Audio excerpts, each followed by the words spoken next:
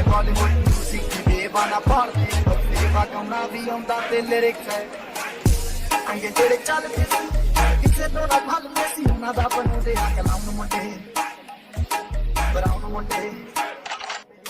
ਦੇਸੀ ਜੇ ਗੀਤ track beat ਅਸਰ ਕੱਟ ਕੱਟਦੇ ਸਪੀਕਰਾਂ 'ਚ ਵੱਜਦੇ ਬਰਾਉਨ ਮੁੰਡੇ ਦੇਸੀ ਜੇ ਗੀਤ ਟਰੈਕ ਬੀਟ ਅਸਰ ਕੱਟ ਕੱਟਦੇ ਸਪੀਕਰਾਂ 'ਚ ਵੱਜਦੇ ਬਰਾਉਨ ਮੁੰਡੇ